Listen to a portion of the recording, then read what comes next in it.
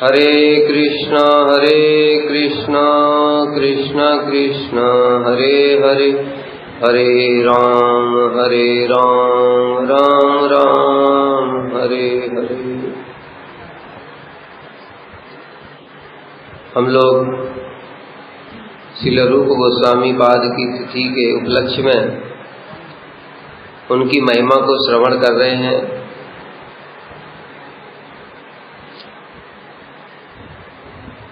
श्रील रूप गोस्वामी के विषय में श्री नरोत्तम दास ठाकुर जी ने बताया है, श्री चैतन्य मनोभीष्टम स्थापितम येन भूतले स्वयं रूपं कदा मह्यम ददाति स्वपदान्तिकम्। जिन्होंने श्री चैतन्य महाप्रभु के मनोभीष्ट को इस जगत में स्थापित किया, ऐसे श्री रूप गोस्वामी कब मुझे अपने चरणों की धूलि प्रदान करेंगे। श्री चैतन्य मनोभीष्ट क्या था? श्री महाप्रभु इस जगत में क्यों आए?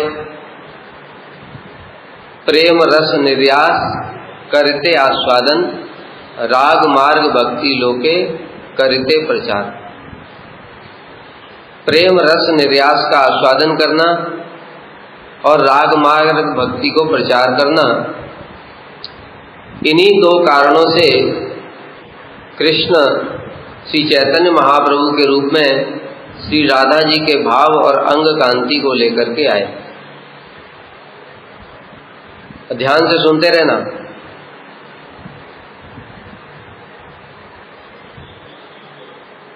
प्रेम रस निर्यास करते आस्वादन मतलब क्या? एक तो स्वयं श्री चैतन्य महाप्रभु की इच्छा है राधा जी के भावों का आस्वादन करना, ये मुख्य कारण है। ये उन्होंने स्वयं आस्वादन किया। इन भावों को जगत को प्रदान नहीं किया जा सकता। क्यों? क्योंकि राधा जी के भाव हैं।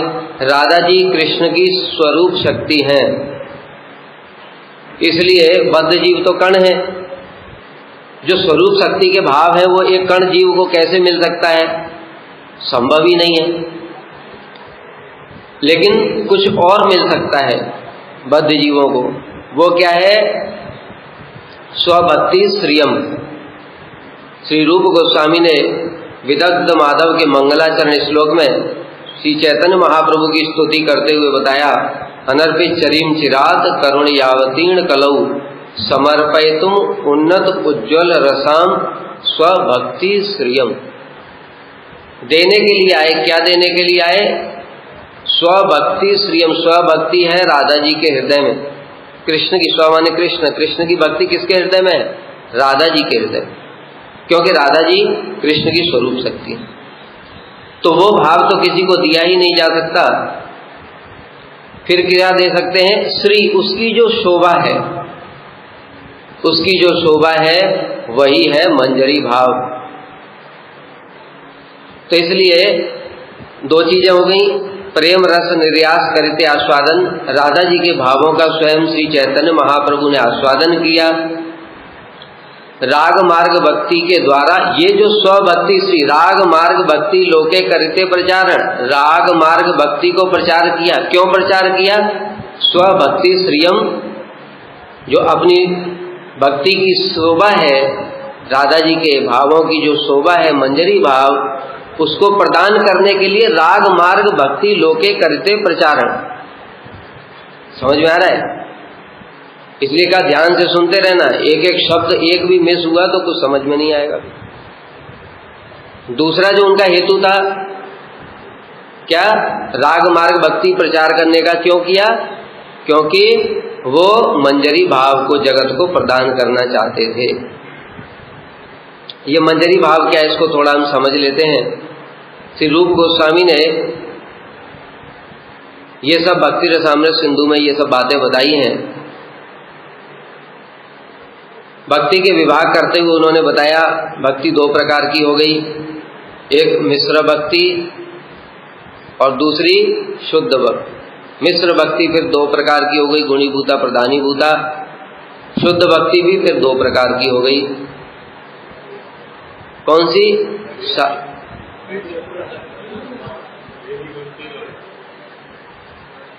साधन भक्ति और साध्य भक्ति, साधन के अंतर्गत में वैदी रागानुगात है।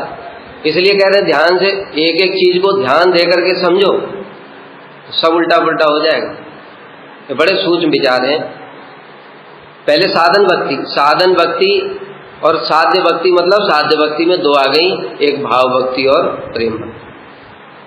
अब जो साधन भक्ति है ये दो प्रकार की हो गई, वैदी भक्ति और रागानुगा भक्ति। वैदी भक्ति और रागानुगा भक्ति को समझना बहुत महत्वपूर्ण है।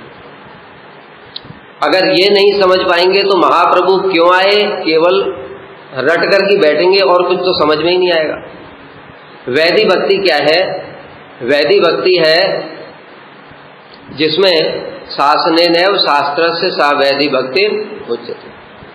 ठीक है, यत्र रागात् अनवाप्तत्वात् प्रवृत्ति रूप जाएगी, जिसमें राग है नहीं। राग क्या है इसको भी समझना पड़ेगा। फिर एक एक शब्द जो जो हमारे सामने आता है उसको समझो अच्छे तरीके से, अंदर तक जाकर ये राग क्या है। क्योंकि इस वैदी भक्ति में परिभाषा यही बता रहे, यत्र रागात् अनवाप्तत्वात्, राग नहीं है तो राग क्या है भाई? ये राग को ही समझना है, क्योंकि ये राग ही स्वभक्ति श्रियम तक ले जाता है। ये राग ही तो राग मार्ग भक्ति लोके करते, राग मार्ग का ही प्रचार करने के लिए आए, तो राग ही पता नहीं है तो फिर क्या समझा? कुछ भी नहीं समझा। ना वैदी समझ में आया, ना रागा समझ में आया, कुछ नहीं आया। ये राग क्या है? ये राग है सामान्य शब्दों में स्वाभाविक प्रीति। जो हृदय में स्वाभाविक प्रीति होती है उसको राग कहते हैं। अब भक्ति के विषय में, भक्ति के संबंध में इस राग का क्या महत्व है, इसके लिए समझना पड़ेगा रागात्मिक भक्ति। रागात्मिक भक्ति क्या होती है कि जितने भी ब्रजवासी जन हैं उन सबके हृदय में कृष्ण के प्रति स्वाभाविक प्रेम होता है। वही प्रेम इस जगत में विकृत स्वरूप में देखा जाता है जो हमारे सगे संबंधियों में होता है। जैसे एक माँ का अपने पुत्र के प्रति प्रेम है, वो विकृत क्यों बताया? वो भी तो स्वाभाविक है। स्वाभाविक नहीं है, वो शरीर के प्रेम, ठीक है, वो शरीर के प्रेम है, इसलिए वो स्वाभाविक नहीं है। लेकिन विकृत स्वरूप है उस जगत का, इसलिए इस जगत में भी वो देखा जाएगा। पति पत्नी में प्रेम देखा जाता है, प्रेमी प्रेमिका में प्रेम देखा जाता है। ये विकृत स्वरूप है कहाँ का? चित्त जगत का। ये जगत चित्त जगत का विकृत प्रतिफलन है ना। इसलिए इष्टे स्वारसिकी राग परमाविष्टता भवेद तन्मय्या भवेद भक्ति सात्र रागात्मिकोदिता। इष्ट में, इष्ट कौन है? कृष्ण। कृष्ण में स्वारसिकी राग, स्वाभाविक राग, राग माने प्रीति, प्रेम। स्वाभाविक का मतलब क्या है? बुद्धि पूर्वक नहीं करना पड़ता है। जैसे हम लोग अभी एक दूसरे से प्रेम कर रहे हैं वैष्णवों को, क्यों? हमने पढ़ा, प्रभुपाद जी ने बोला है किसकी सेवा सर्वोत्तम है? जिसकी वैष्णवों के प्रति जितनी अधिक प्रीति है उसकी सेवा उतनी ही उत्तम है। अब भाई भक्ति करने तो सभी आए ही हैं, टाइम पास करने तो आए हैं कुछ लोग, लेकिन अधिकतर लोग भक्ति करने ही आए। अब जब भक्ति करने आए लेकिन प्रीति तो है नहीं वैष्णवों से, क्योंकि ये प्रीति खेल तो है नहीं कि बस बैट बॉल लेकर के क्रिकेट के ग्राउंड में पहुंच गए, तुम बॉलिंग करो मैं बैटिंग करूंगा, ऐसा तो है नहीं। ये तो स्वाभाविक है, तो कहां से जबरदस्ती, कहां से इंजेक्शन लगा दोगे क्या हृदय में कि प्रीति हो जाएगी? तो प्रीति तो होती नहीं है। लेकिन हम लोग क्या कर रहे हैं? बुद्धिपूर्वक कर रहे हैं। फिर ये वैष्णव है, इनकी कृपा से भक्ति होगी, इसलिए इनसे प्रेम करना चाहिए, थोड़ी सेवा हो जाए तो वो भी कर देना चाहिए, इनसे अच्छे से बात करो। ये सब हम कर रहे हैं क्यों? स्वाभाविक नहीं, अभी तब तक कैसे करेंगे हम? बुद्धिपूर्वक। लेकिन जो ब्रजवासी लोग हैं उनको बुद्धिपूर्वक करने की आवश्यकता नहीं होती। जैसे स्वाभाविक क्या होता है? जैसे हम देखते हैं श्रील वामन गोसाई महाराज, श्रील त्रिविक्रम गोसाई महाराज, श्रील गुरुदेव, इनके बीच में जो प्रीति देखी जाती है वो स्वाभाविक है। स्वाभाविक क्यों है? क्योंकि वहीं से है। इस जगत में आते जन्म लेते तो प्रीति को डेवलप करना पड़ता, लेकिन जो वहां से आए रूप गोस्वामी सनातन गोस्वामी में प्रीति का इसलिए नहीं है कि भाई है वो, समझ में आ रहा है? वो इसलिए नहीं है कि वो भाई हैं। किस लिए प्रीति है? क्योंकि वहीं से है। राधा जी की मंजरियां हैं, उनमें आपस में कितनी प्रीति हम उसकी कल्पना भी नहीं कर सकते। तो ये स्वाभाविक प्रीति, जैसे उदाहरण देते हैं, एक माँ की अपने बच्चे के प्रति प्रीति होती है, वो कैसी होती है? स्वाभाविक प्रीति। लेकिन दूसरे लोग उसी बच्चे से जो प्रेम करते हैं वो कैसी होती है? बुद्धिपूर्वक प्रीति। तो इसलिए जो ब्रजवासी लोग होते हैं उनकी स्वाभाविक कृष्ण में प्रीति होती है, और उस प्रीति के कारण अब जिसमें स्वाभाविक प्रेम होता है ना, वो मन सब समय उसमें ही लगा रहता है। इसलिए कह रहे हैं जो परिभाषा है उसके भी एक एक शब्द को समझो। इष्टे स्वारसिकी राग, स्वारसिकी राग क्या होता है? राग क्या होता है? स्वाभाविक और अस्वाभाविक, ये समझा। आगे बढ़ो। परम आविष्टता भवेत्, उस राग के कारण मन परम आविष्ट रहता है, ये भी स्वाभाविक बात है। जिसमें हमारा प्रेम होता है उसमें ही मन लगा रहता है। अगर हमारा प्रेम मोबाइल में है तो कथा में बैठने पर भी लोग क्या सोचेंगे? प्रभु जी तो चलेगा, आज मोबाइल मिलेगा ही नहीं। अब दिमाग बार बार उसी में लगा हुआ है, स्वाभाविक प्रीति है। ठीक है, तो स्वाभाविक प्रीति होने के कारण क्या मन भी उसमें आविष्ट है। ये सब नेचुरल चीजें हैं, भगवान ने ये जो बनाया है सिस्टम, ये ऐसा ही है, इस कारण से ऐसा ही होता है। यहां पर एक बात और भी है, ये जो श्लोक है, इस श्लोक में एक स्वरूप लक्षण बताया, एक तटस्थ लक्षण। स्वाभाविक राग होना कृष्ण में, यह है स्वरूप लक्षण, और तटस्थ लक्षण है कृष्ण में मन का आविष्ट होना। अब प्रश्न ये उठता है कि भाई कृष्ण में तो ब्रजवासियों का मन सब समय आविष्ट ही रहता है, तो इसको तटस्थ लक्षण क्यों बताया? प्रश्न समझ में आया? ब्रजवासियों का मन कृष्ण में सब समय आविष्ट ही रहता है। या दोने अवनने मथनोपलेप प्रेंखन अर्भ रदित उक्षण मार्जनादौ गायन्ति चैव अनुरक्त दियो। वो झाड़ू लगाते समय, गाय का दोहन करते समय, लिपाई करते समय, मंथन करते समय, सब समय उनका मन कृष्ण में आविष्ट रहता है। गायन्ति चैव अनुरक्त दियो, अनुरक्त दियो मतलब कृष्ण में उनका चित्त अनुरक्त है। ठीक है, तो फिर इसको तटस्थ लक्षण क्यों बताया? बता सकते हो? क्योंकि कृष्ण में मन दूसरे कारणों से भी आविष्ट हो सकता है, कामात् द्वेषात् भयात् स्नेहात् यथा भक्तेश्वर मन। इसमें फिर आगे क्या बताया? कंसात् भयो, है ना। इसमें क्या बताया? शिशुपाल, दंतवक्र इत्यादि, इनका मन भी कृष्ण में सब समय ही आविष्ट रहता था। लेकिन कारण क्या था? स्वारसिकी राग नहीं था, इसलिए ये तटस्थ लक्षण है। तो इष्टे स्वारसिकी राग परमाविष्टता भवेत् तन्मय्या भवेत् भक्ति साथ रागात्मिकोदिता। इस भक्ति को ही रागात्मिक भक्ति कहते हैं, जिसमें कृष्ण के प्रति स्वाभाविक राग होगा और उस राग के कारण मन परम आविष्ट होगा, ये राग। अब फिर से कहां से चले थे हम लोग? वैदिक भक्ति पे आ जाओ। वैदिक भक्ति की परिभाषा क्या बताई थी? यत्र रागात् अनवाप्तत्वात्, जिसमें राग है ही नहीं। तो भाई राग ही नहीं है तो फिर भजन क्यों कर रहे हो? कह रहे भजन इसलिए कर रहे हैं, जैसा अभी हमने बताया। प्रभुपाद जी ने क्या बोला? अगर भक्तों से प्रीति नहीं होगी तो अपराध हो जाएगा, भजन ही नहीं होगा आगे, इसलिए प्रीति कर रहे हैं, मतलब बुद्धिपूर्वक। वही यहां पर साधन भक्ति का भी हेतु है। प्रवृत्ति रूप जायते, प्रवृत्ति क्यों देखी जा रही है? शासनेनैव शास्त्रस्य, शास्त्र के शासन के भय के कारण प्रवृत्ति देखी जा रही है। इस भक्ति को वैदिक भक्ति कहते हैं। देखो रूप गोस्वामी ने हमको क्या दिया, ये इसको समझो।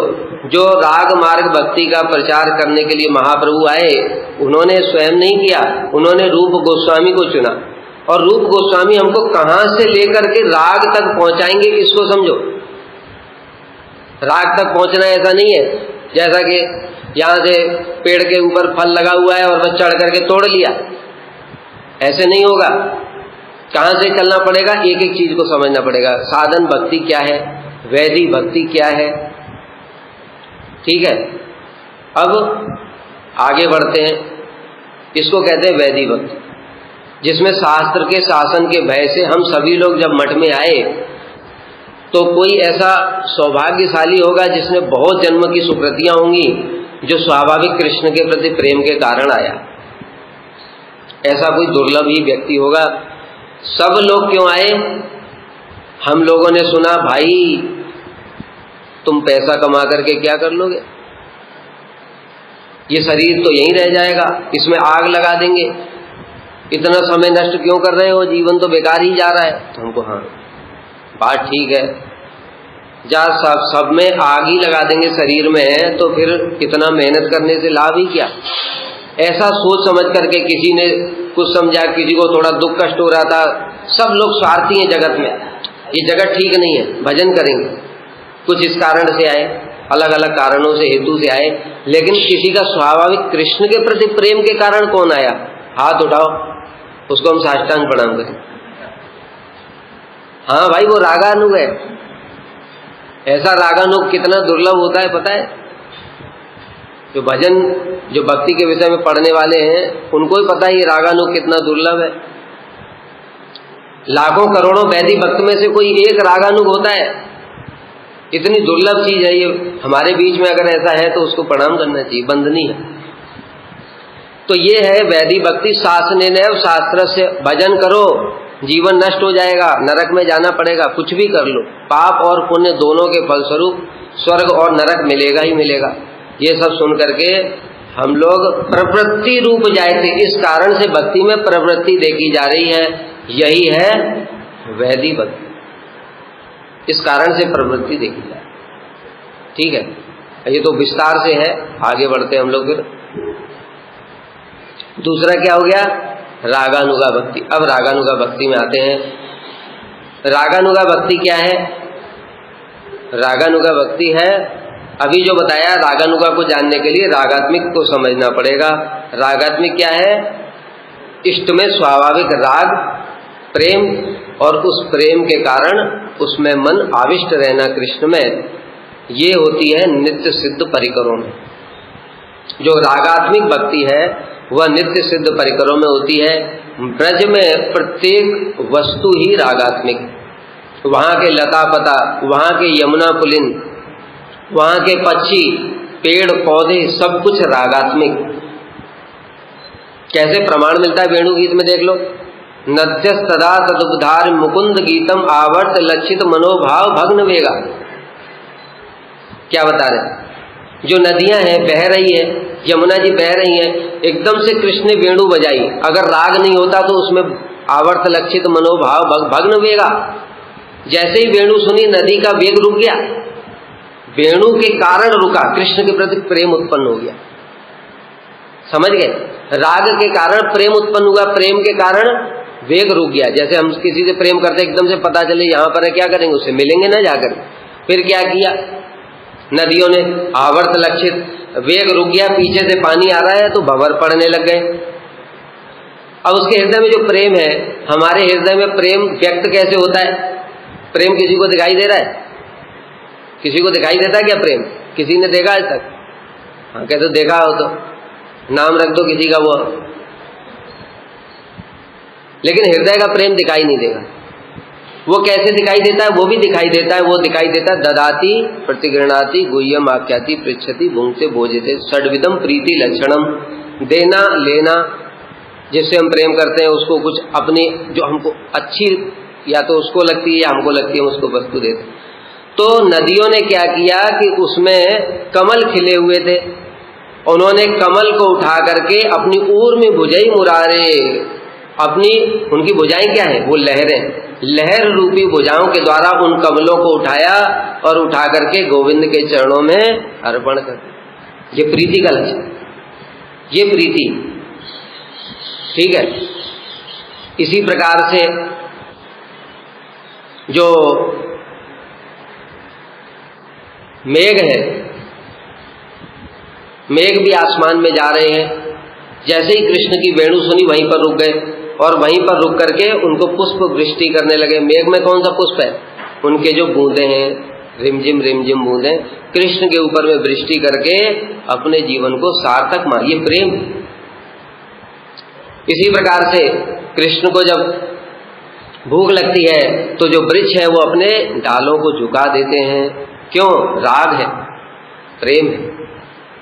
गिरिराज जी के ऊपर जब कृष्ण चलते हैं वो घास को उसमें से प्रकट कर देते हैं, राग है। और कहीं कृष्ण के जो चरण हैं उसमें कहीं चुभ ना जाए, इसलिए गिरिराज जी एकदम कोमल, रुई की तरह कोमल हो जाते हैं। और भी क्या करते हैं, जब कृष्ण वेणु बजाते हैं तो प्रेम के कारण गिरिराज जी पिघल जाते हैं। ये सब क्या है? ये जितना भी ब्रजवासी धन्या इसमें मूढ़ मतयो हरण्यता या नंदनंदम पात्र विचित्र वेशम आकर्ण वेणु रटकम सह कृष्ण सारा पूजार ददुर्विदिताम प्रणयावलोकई। ये हमने बताया स्थावर जंगम। जब देखो जो पशु है उनके हृदय में कैसा राग है। जब कृष्ण ने वेणु बजाई तो हिरनिया वहां पर आ गई, सह कृष्ण सारा अपने पतियों को साथ लेकर के आए। अब इतना मधुर मधुर कृष्ण वेणु बजा रहे हैं तो हिरनिया आकर के उनका अवलोकन कर रही हैं। कैसे? ऊपर से सिर से लेकर के नीचे तक ऐसे अपने नेत्रों के द्वारा अवलोकन कर रही हैं, मानो वो आरती उतार रही हैं कृष्ण। ये राग है, स्वाभाविक राग। तो इस प्रकार से हम देखते हैं ये जब इन पशुओं में, पक्षियों में, नदी में और पेड़ पौधों में ही इतना राग है तो जो सखा हैं, माताएं हैं और उनकी जो प्रेयसियां हैं गोपियां, उनकी तो फिर बात ही क्या कहना। इसलिए उनका उदाहरण दे भी नहीं रहे। ठीक है, इसको कहते हैं राग। ये होता है नित्य सिद्ध परिकरों में, ब्रजवासियों में। अब इस राग को देख करके किसी सौभाग्यशाली जीव में वैसी ही सेवा करने की इच्छा उत्पन्न हो जाती है। अब वैसी इच्छा उत्पन्न होने से तो कुछ नहीं होगा, फिर क्या करना पड़ेगा? उनके भावों का अनुसरण करके भजन करना पड़ेगा। ये है रागानुगा भक्ति। पहली बताया वैदिक भक्ति, दूसरी बताया रागानुगा। रागानुगा क्या भक्ति का परिभाषा क्या हो गई? विराजंतीम अभिव्यक्तिम ब्रजवासी जनादिषु रागात्मिका अनुसृता या सा रागानुगा उच्यते। विराजंतीम अभिव्यक्तिम ब्रजवासी जनादिषु, ब्रजवासी जनों में जो भक्ति है वो है रागात्मिक। रागात्मिकम अनुसृता, उस रागात्मिका भक्ति का किसी एक भाव का, किसी एक भाव का मतलब सख्य है, वात्सल्य है, मधुर है, किसी एक भाव का जो अनुसरण किया जाता है उस भक्ति को रागानुगा भक्ति कहते हैं। क्यों बताया वैदिक भक्ति रागानुगा भक्ति?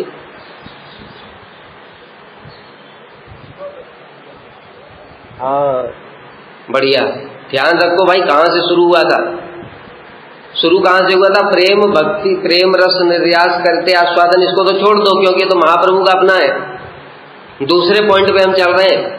राग मार्ग भक्ति लोके करते प्रचार। राग मार्ग भक्ति का प्रचार किया, खुद नहीं किया, किससे कराया? श्री रूप गोस्वामी ने। रूप गोस्वामी ने फिर कैसे उस राग मार्ग भक्ति को दिया, उसके बारे में हम लोग सुन रहे हैं। उन्होंने क्या किया? भक्ति की परिभाषाएं बताई। भक्ति की परिभाषा बता करके बताया वैदिक भक्ति क्या होती है, रागानुगा भक्ति क्या होती है। ये भी जो रागानुगा भक्ति है, ये रागानुगा भक्ति दो प्रकार की हो गई। कौन कौन सी? संबंधानुगा और कामानुगा। संबंधानुगा क्या होती है? देखो, ब्रज में भी जो भक्ति होती है उसमें दो प्रकार हैं। एक तो कृष्ण के साथ में संबंध है, जैसे सखा हैं, उनका संबंध है, कृष्ण के मित्र हैं, वो लौकिक संबंध जो होता है। दूसरा क्या है? कोई संबंध नहीं है लेकिन फिर भी प्रीति है, वो है गोपियां। गोपियों का कृष्ण के साथ में कोई लौकिक संबंध नहीं है। लौकिक संबंध का मतलब वो उनकी पत्नियां नहीं है, उनका विवाह इत्यादि नहीं हुआ।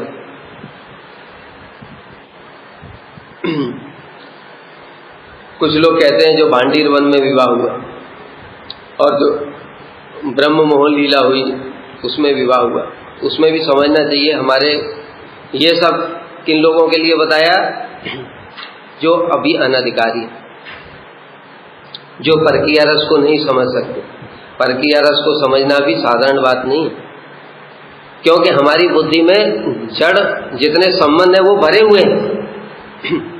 जैसे ही एक स्त्री पुरुष जा रहे हैं जिनका आपस में विवाह हो गया है, तो जगत के लोग उनको देखते ही मर्यादा की दृष्टि से देखते, ठीक है।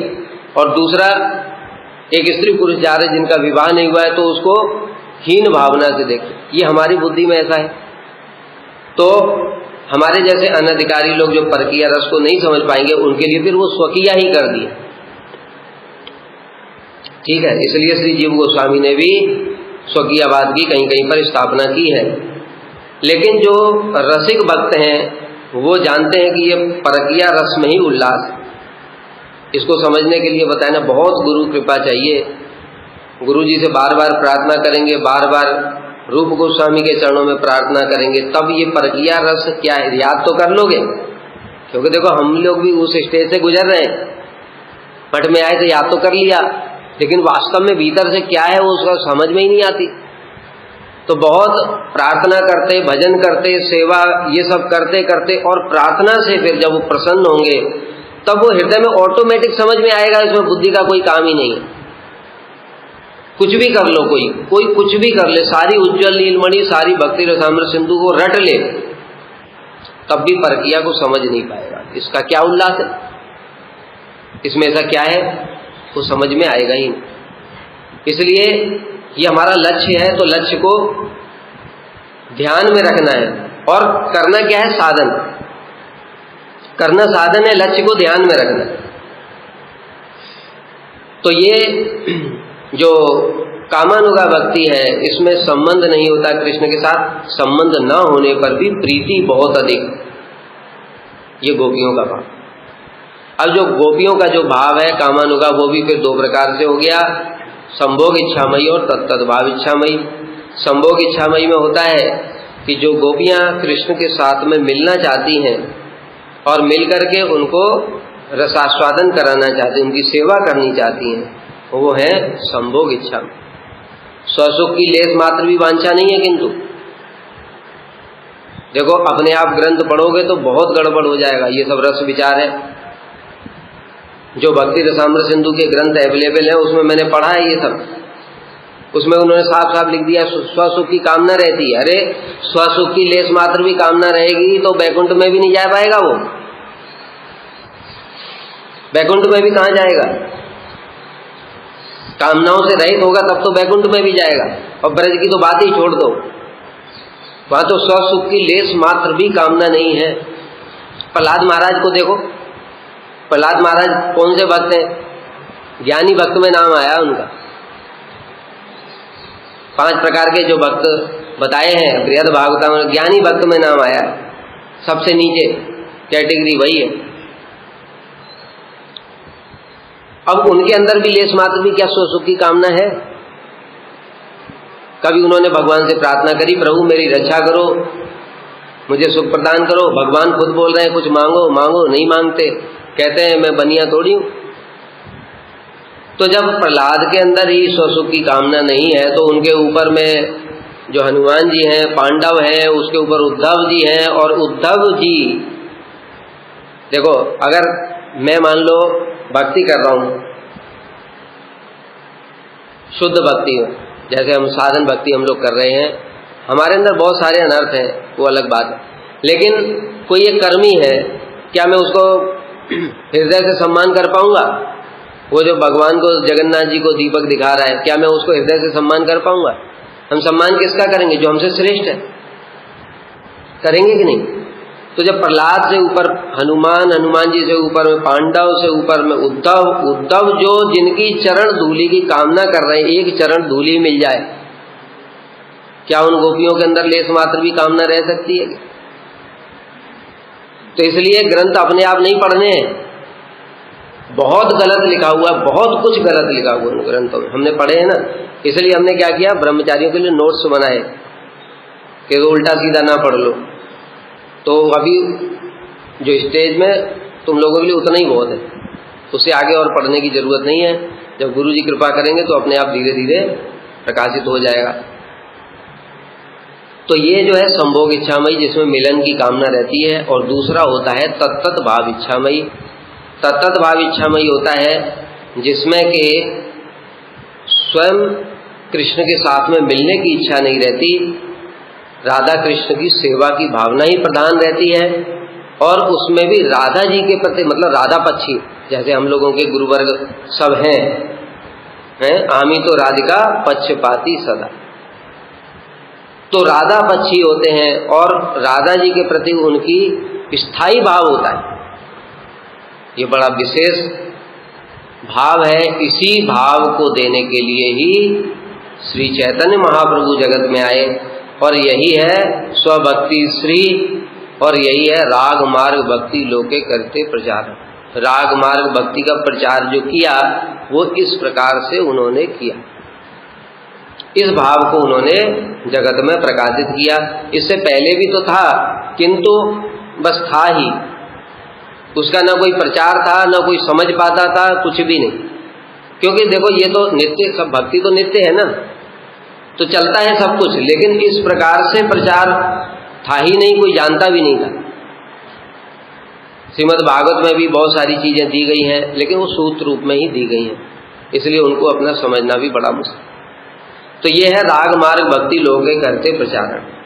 रूप गोस्वामी ने इन सब की परिभाषा दी, जिससे कि हमको पहले ये समझ में आएगी चीजें क्या हैं। अब प्रदान कैसे किया, अब तक इतनी देर तक हम बस यही समझ रहे थे कि राग भक्ति क्या है और वो देना क्या चाहते थे, रूप गोस्वामी का वैशिष्ट क्या है। अब देखो जो उनका प्रणाम मंत्र से हमने प्रारंभ किया था, उसको इससे जोड़ दो।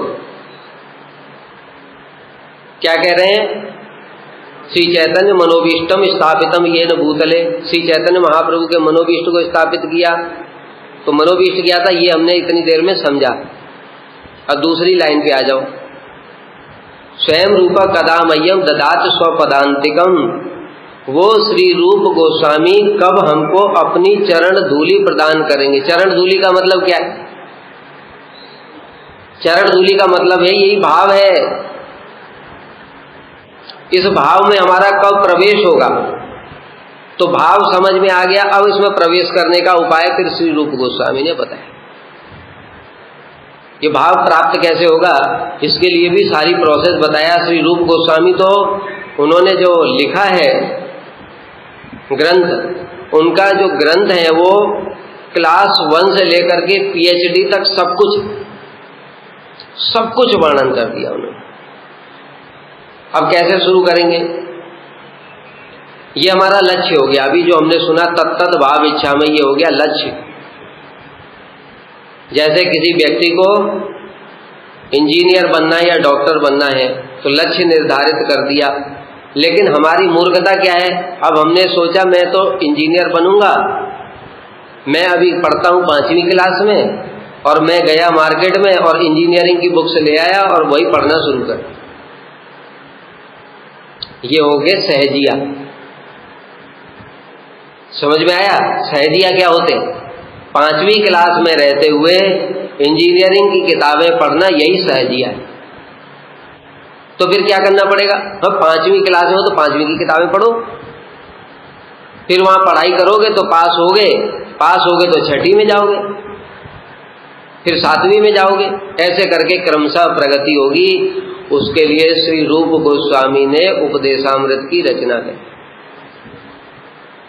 इसके लिए ही श्री रूप गोस्वामी ने उपदेशामृत की रचना की। क्लास 1 क्या है, स्वाभाविक प्रीति कहां से हो जाएगी तुम्हारे अंदर में, वाचो वेगम मनसः क्रोध वेगम जीवा वेगम उदर उपस्थ वेगम एतान वेगान यो विसहेत धीरा सर्वामपीम माम पृथ्वीम स शिष्या।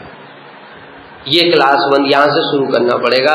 वहां तक जाना है तो शुरू यहां से करना पड़ेगा, नहीं तो कुछ नहीं होगा। कैसे, अब इसको समझो। देखो जो भक्ति बताया, भक्ति के 64 अंग बताए, श्रवणम कीर्तनम विष्णु स्मरणम पाद सेवनम अर्चनम वंदनम दास्यम सत्यम आत्मी। इसमें तो कहीं तो वाचो वेगम नहीं है कहाँ इसमें? ये भक्ति के साक्षात अंग है।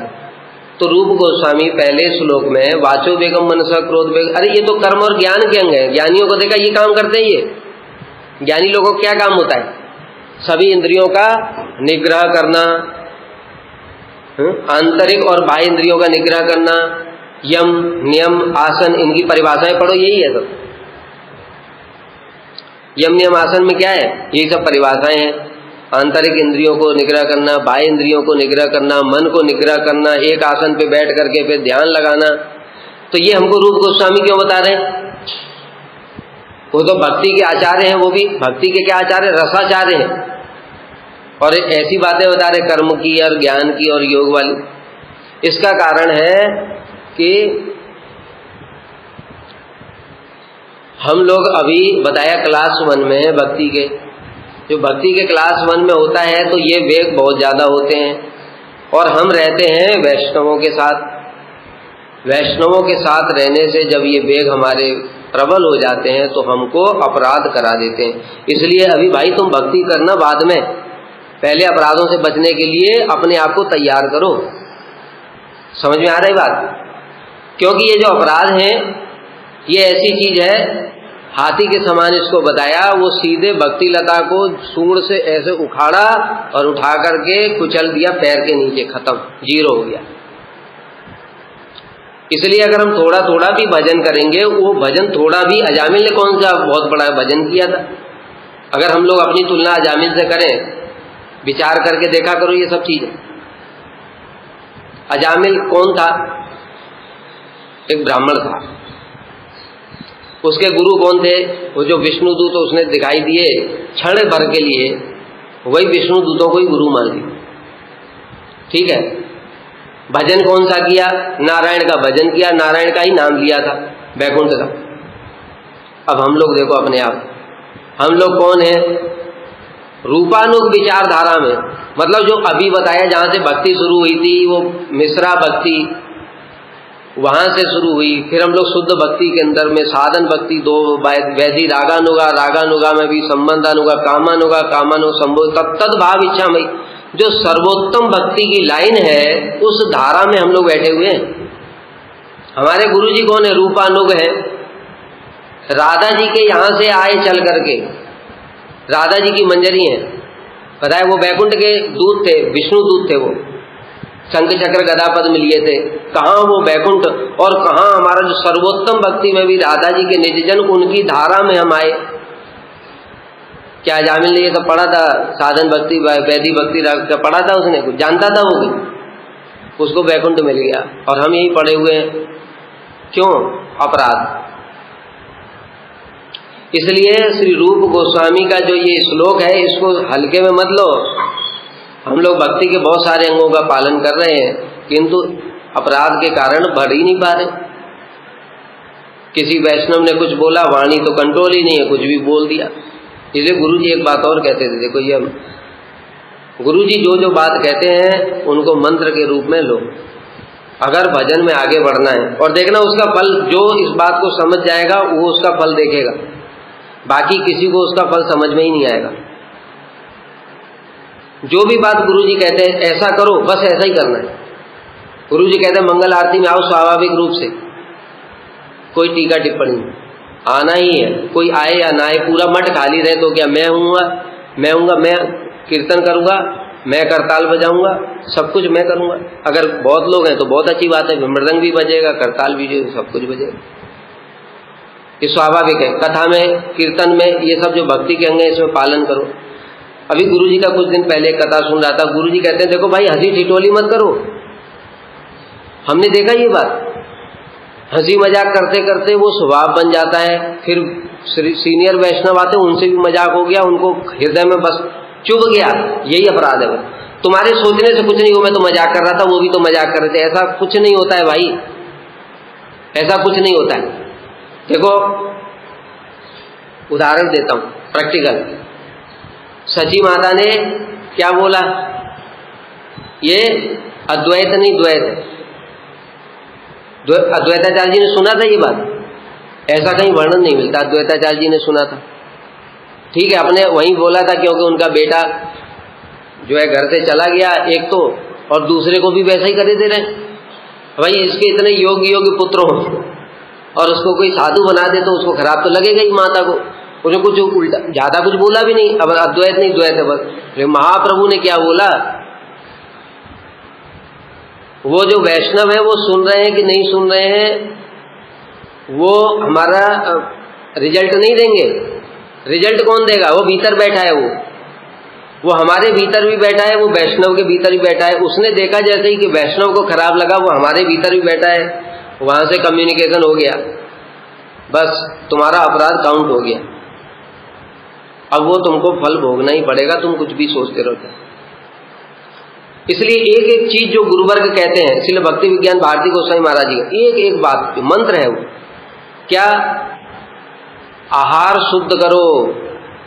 एक ब्रह्मचारी ने प्रश्न पूछा ना, महाराज जी भक्ति में प्रगति नहीं हो रही है, इतना सब कुछ कर रहे, आहार शुद्ध करो। अब आहार शुद्ध क्या है? आहार शुद्ध वही रूप रस गंध शब्द स्पर्श। अब मोबाइल चलाते रहेंगे, मोबाइल में तो क्या आहार शुद्ध कैसे होगा? आहार शुद्ध का मतलब क्या? भक्ति करने आए, भक्ति की चीजों को देखो, भक्ति की चीजों को सुनो, भक्ति की चीजों से ही संबंध रखो, ये आहार शुद्धि है। लेकिन मैं खुद अपना नहीं कर पा रहा हूं, मैं खुद बता रहा हूं अपना। वो न्यूज देखने की आदत है, वो आहार शुद्ध कहाँ है? उसमें क्या कैसी की सारी प्रकार की बातें रहती हैं, ये आहार शुद्ध कहाँ हुआ?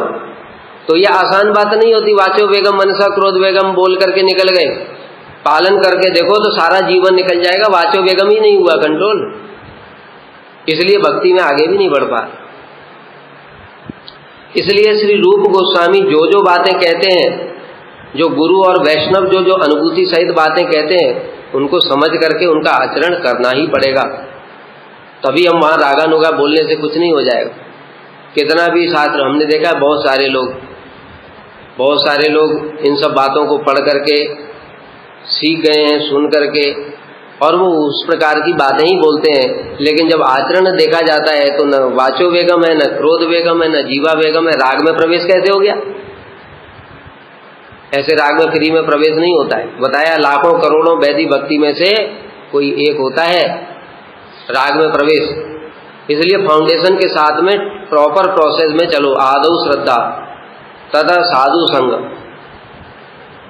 ततो भजन क्रिया ततो अनर्थ निवृत्ति, फिर निष्ठा, रुचि, आसक्ति, भाव, प्रेम, यही प्रोसेस है।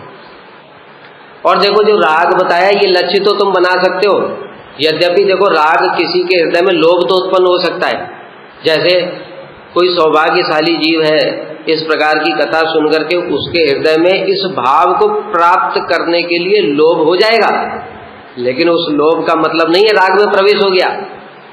इस बात को भी समझो, लोभ हो गया ये बीज है, ये राग मार्ग का बीज हो गया, लेकिन राग में प्रवेश नहीं होगा।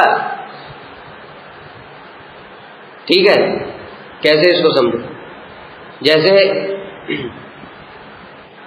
हम लोग देखते हैं छोटे बच्चों को, छोटे बच्चे उसने देखा एक किसी के पास में वो है आजकल बटन वाला ऊपर उड़ता है, क्या बोलते हैं उसको? ड्रोन। किसी बच्चे के पास में ड्रोन है, दूसरे बच्चे ने देखा, अब उसको लोभ हो गया है। लेकिन लोभ होने से क्या मिल जाएगा? वो अब ड्रोन खरीदने के लिए पैसा चाहिए ना।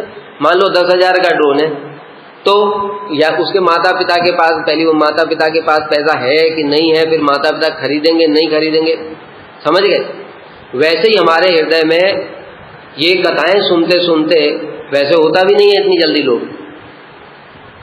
अभी हम जैसे तैसे जो बहुत समझदार हैं, वो जैसे तैसे यहाँ से निकलना चाहते हैं। भाई यहाँ बड़ा झमेला है, इतनी टेंशन है इस जगत में, निकलना चाहते हैं। लेकिन ऐसी सेवा के प्रति लोभ हो जाए, वो दिखाई देगा यहाँ पर भी, वो यहाँ पर भी दिखाई देगा। या लोभ युक्त होकर के पहले वैष्णवों की सेवा होगी, फिर गुरु जी की सेवा होगी। वैसी सेवा के प्रति तो लोभ किसी का देखा जाता है क्या? दिख रहा है कि नहीं दिखता? ठीक है, तो इसलिए क्या होगा, लोभ जागृत हो सकता है कि मतलब ऐसी सेवा, वो भी कब होगा, वो भी बहुत वैष्णवों की सेवा वैधि भक्ति से करने से, वैधि भक्ति से वैष्णवों की बहुत सेवा करने से, हरि नाम करने से और सब समय उस लोभ के लिए प्रार्थना करने से, तब गुरुजी क्या करते हैं, वो इंजेक्शन दे देते हैं वो लोभ। देखो प्रोसेस यही है। नहीं कोई बता दो जिसके हृदय में लोभ हुआ हो तो फिर उसकी परीक्षा भी ली जाएगी, लेकिन खाली प्रतिष्ठा के लिए हाथ उठाने से होगा नहीं। लोभ जागृत नहीं होता है। कैसे जागृत होगा वो भी हमने बता दिया। वैधि भक्ति पालन करो, साधन भक्ति, उसी में अच्छे से सारे वैष्णवों को संतुष्ट करो और हृदय में सब समय गुरु जी से प्रार्थना करो, गुरुदेव ये लोभ तो अभी तक आया ही नहीं। ऐसी कोई राधा कृष्ण की सेवा के लिए मन में भावना ही नहीं आती। केवल बुद्धि से सुनते सुनते वो बुद्धि से बोल रहे हैं कि हाँ हम राधा कृष्ण के गांथिया मालतीर माला दीवो दुहार गले अधरे तुलिया दीवो कर्पूर तांबुले तांबुल अर्पण पाद मर्दन, ये सब रटी रटाई बातें हैं। क्योंकि जो बोलते हैं हमने उनको भी तो देखा है। जब सामने वैष्णव आते हैं तो वहां से पतली गली से सटक लेते हैं, गांथिया मालतीर माला, वहां पे राधा कृष्ण के लिए माला गूंथना चाहते हैं, यहाँ वैष्णवों को देख करके निकल लेते हैं। ये लोभ है, ये रागानुगा भक्ति है, ये छल है। इस कपट से कुछ लाभ नहीं है। इसलिए क्या करो, प्रैक्टिकल हो जाओ, प्रैक्टिकल अपने को स्वीकार करो, मैं वैधि भक्ति में ही हूं। वैधि भक्ति का ठीक से पालन करो, राग को सुनो, सुन करके उसके लिए प्रार्थना करो। इस पता है श्री सनातन गोस्वामी पादी बृहद भागवतामृत में प्रणाम कर रहे हैं, मैं इस लौकिक सदुबंधुवत भाव को प्रणाम करता हूं। ये साधारण चीज नहीं है, जिसकी कृपा से मुझे ब्रज में सेवा प्राप्त हो, लौकिक सदुबंधुवत भाव। इसी प्रकार से इस रागानुगा को प्रणाम करो बार बार और गुरु जी से प्रार्थना करो, उनके हृदय में है इसलिए वो संचरित कर देंगे।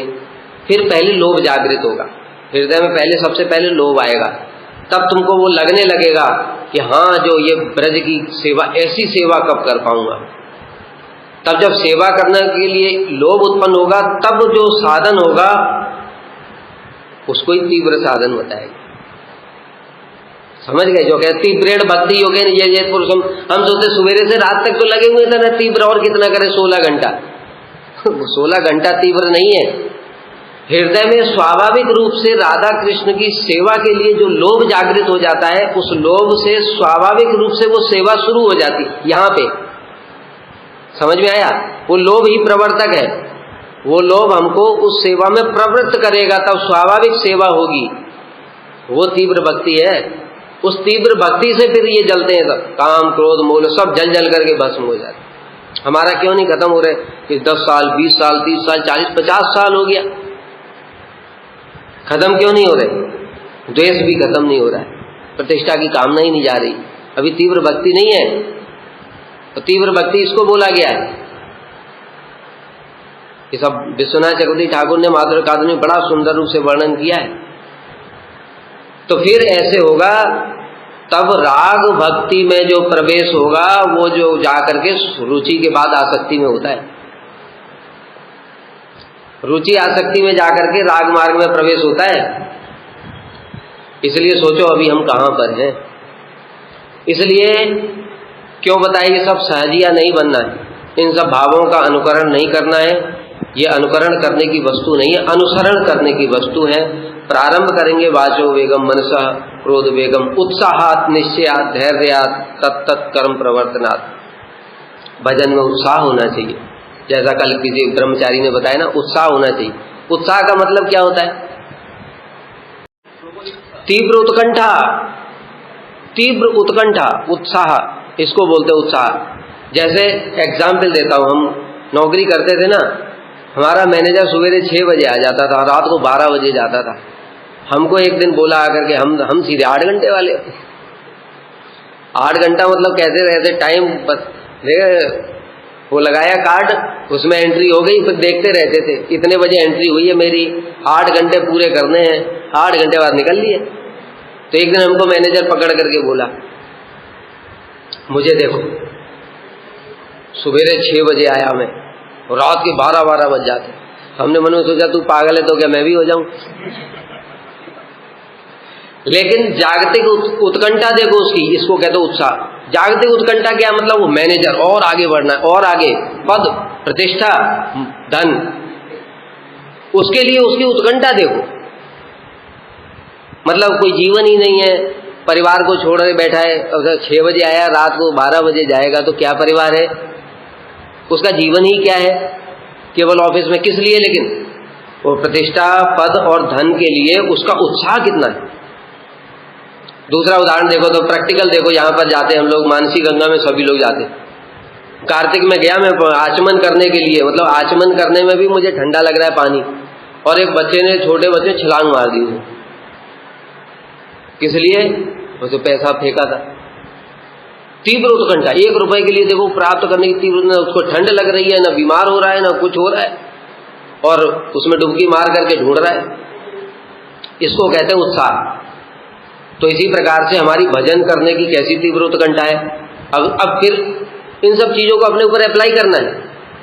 कैसे देखना है? जब मैं आरती में नहीं आ पा रहा हूं तो अपने मन को बोलना है, यही उत्साह है तेरा। ऐसे ही तू रागानुगा में प्रवेश करेगा, दूसरों को कपट करता है, बड़ा साधु बनता है, क्या भजन कर रहा है? ऐसे खुद को बोलना पड़ेगा, भाई ये साधन है, यही साधन है। ये यहां आकर के जबरदस्ती बैठ करके सब माला घुमाते, ये साधन नहीं है, क्योंकि वो तो जबरदस्ती हो रहा है, वहां बैठना पड़ेगा तुम्हें। लेकिन जब वो कोई भी नहीं है, उस समय तुम अपने मन को कितना संघर्ष कर रहे हो, उसको कितना प्रिपेयर कर रहे हो वैदिक भक्ति के लिए भी। रागानुगा तो छोड़ो, वैदिक भक्ति के लिए भी कितना प्रिपेयर कर रहे हो, वो साधन है। इसलिए ऊपर दिखाने से साधन नहीं होता है। हमारा फल क्यों नहीं मिल रहा है? भीतर से कुछ कर ही नहीं रहे। ऊपर से मतलब प्रभु जी बैठे हैं, कीर्तन आगे आगे आगे आगे से दहशत जैसी है, वो दहशत जैसी है, वो दहशत के कारण सब बैठ जाते हैं। तो ये कौन सा साधन हुआ? वो दहशत नहीं है, उस समय तुम्हारा मन कर रहा है कि यार सो जा, आज तो प्रभु जी नहीं है, तब तुम अपने मन को गालियां सुना रहे हो कि नीच कहीं का, इतने जन्म तक तूने मुझे नरक में घुमाया, इस जन्म में फिर साधु संग भी मिल गया, तब भी नहीं छोड़ रहा है मुझे। ऐसे मन को गालियां मारना और तमाचे लगाना, मन को जूते से मारना, ये साधन, ये साधन। तो ऐसे जो जो हम भक्ति की बातें सुनते हैं, उन सबको अपना मन सुनते ही मन में क्या भावना आई और उस भावना से लड़ करके उसको प्रॉपर सुधारना। ऐसे सुधारते सुधारते मन सुधरेगा, तब नए संस्कार बनेंगे, तब उसमें ऑटोमेटिक सेवा करने की वृत्ति आएगी, तब राग में प्रवेश होगा। ये है तुम्हारा राग मार्ग, समझ गए? ये जो नहीं करता है वो भूल जाओ। जन्म कोटि सुकृति न लभ्यते, कोटि जन्म की सुकृति होने से, यानी कोटि जन्म तक तुम इसी ही जबरदस्ती फिर बैठ जाओ, फिर हरिनाम करते रहो, फिर कीर्तन में कथा में बैठे रहो, फिर भी नहीं राग में प्रवेश होगा, कोटि जन्म तक भी। मैं तो नहीं बोल रहा हूं ना, ये महाप्रभु के पार्षद बोल करके गए। जो उन्होंने बोला वो सत्य है और सत्य ही है। लेकिन जो इस प्रकार से साधन भजन करेगा, जैसा बताया, अपने मन से लड़ो, इंद्रियों से लड़ो, बताया आहार शुद्ध करना, मन में बिठा लो आहार शुद्ध करना है। जैसे तुरंत नजर जाएगी इधर, फिर चला गया इधर, आंखें इधर उधर, गुस्सा आना चाहिए कैसा बिल मंगल की तरह, आंखें फोड़ लूं। लेकिन हमारा तो इतना साधन अभी इतना उन्नत, आंखें तो फोड़ नहीं सकते, लेकिन गाली दो, कम से कम गाली तो दो, लेकिन उसी में आनंद ले रहे हैं। देखो उदाहरण देता हूं, परिक्रमा के लिए जाते ना, परिक्रमा के लिए जाते हैं, बहुत सारे लोग हैं परिक्रमा के मार्ग में, क्या क्या पड़ता है उनको कुछ भी पता नहीं हो। हरिनाम में अगर ध्यान देंगे तो फिर दिखाई नहीं देगा। लेकिन बहुत सारे लोग एक एक चीज, यहाँ पर ये, यहाँ पर ये, यहाँ पर ये, यहाँ पर ये, वहां रास्ते में ये हुआ वो हुआ, ये क्या है, ये आहार कहाँ जा रहा है तुम्हारा? तो परिक्रमा हुई क्या? आहार कहाँ जा रहा है? आहार विषयों में जा रहा है। इसलिए अगली बार परिक्रमा करो, नीचे नजर करके चलूंगा, नीचे नजर करके चलूंगा, लेकिन तुम कर नहीं पाओगे। फिर जब जाओगे तो फिर जरूरत चली जाएगी, संस्कार बने हुए, फिर उसको रोको, फिर अगली बार बोलो आज नीचे नजर करके चलूंगा। ऐसे 2-4 मिनट शुरू होगा, फिर 5 मिनट, फिर 10 मिनट, सारा जिंदगी बीतते बीतते पता चला 1 घंटे तक नीचे नजर हुई, बाकी टाइम फिर भी नहीं हुआ। ये साधन है, इसको साधन कहते हैं। इसलिए खुद अपने मन के अंदर की चीजों को समझो, उनको पहचानो, आइडेंटिफाई करो, और जैसा जैसा रूप गोस्वामी कहते हैं, वाचो वेगम मनसा क्रोध वेगम, उनको अभ्यास करो। ये क्लास में एडमिशन हुआ है, अब यहाँ से आगे आगे जाएगा, तब जाकर के फिर राग में प्रवेश करेंगे। अगर मौका मिला तो फिर कल फिर से राग में प्रवेश कराएंगे। आज वाचो वेगम तक ही ठीक है। वांछा कल्पतरुभ्यश्च कृपा सिंधुभ्यैव च पतितानां पावनेभ्यो वैष्णवेभ्यो